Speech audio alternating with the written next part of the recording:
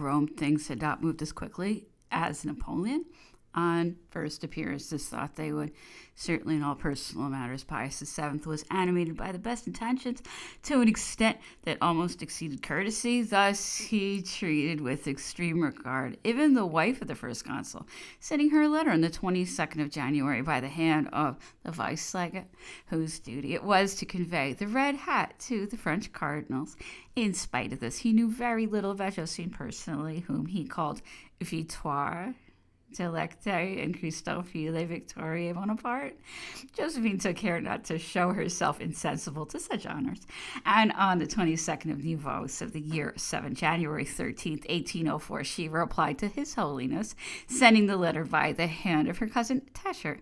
The first consul directed the affair with his Corsican diplomacy. Josephine's letter was really the essential thing, but he treated it as of no importance. Fesch was to present Tascher. He wrote Bonaparte a letter from me to His Holiness.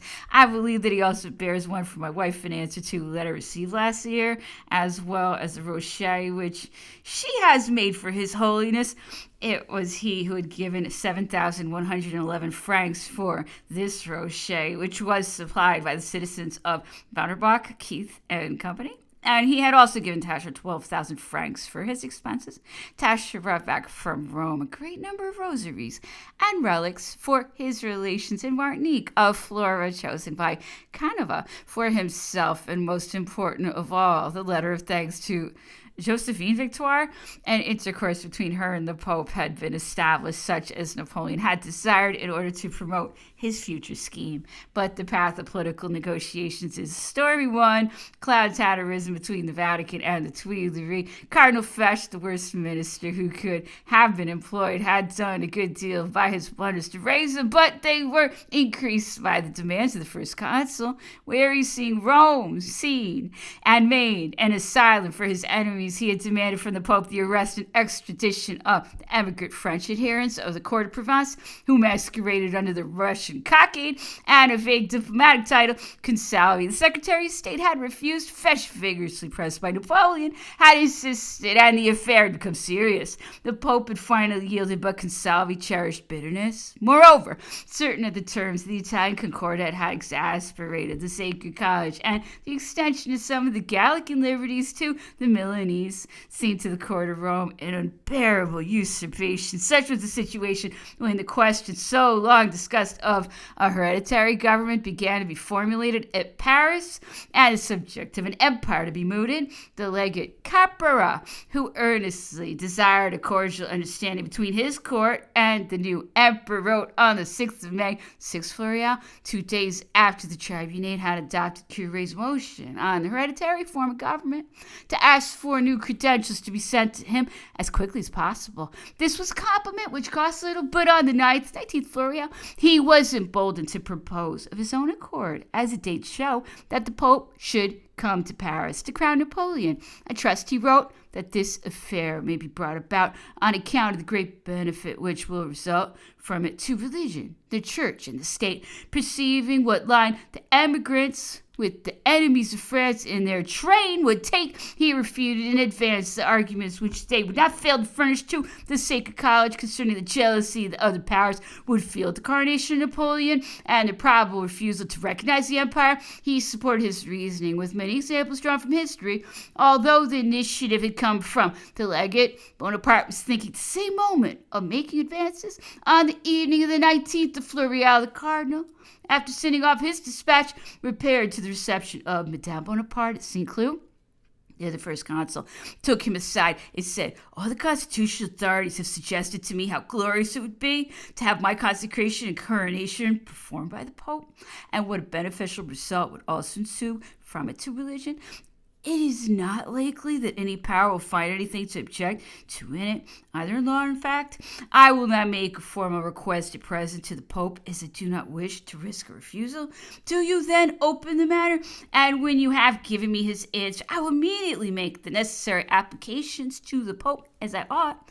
The next day, Caprara hastened to report this conversation. He desired the Pope to give an immediate and favorable answer, which might show goodwill. He also did not neglect to tell Consalvi how necessary his presence near the Pope at Paris would be. In short, he did everything that lay in his power and expected his hint to be understood, but Consalvi did not wish to understand. He had not troubled to say Caprara his credentials with the imperial title on receiving the dispatch of the 6th of May. It was expedient, he said, to wait until the wishes of the nations were realized. When the official announcement arrived on the 29th of May, Imperial night, he replied rather coolly to Fesch, and it was only on the 4th of June that he sent the new letters. Since January 1803, neither the papal chancellery, nor the secretary, nor the Pope himself had taken pains to learn the right name of the new empress. She was referred to again as Carissime in Christo File, Nostra Victor,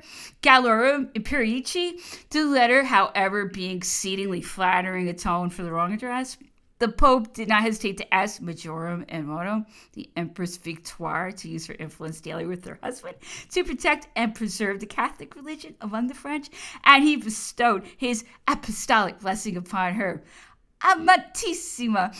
On the 1st of June, the cardinals had been consulted on the journey proposed by Caprara.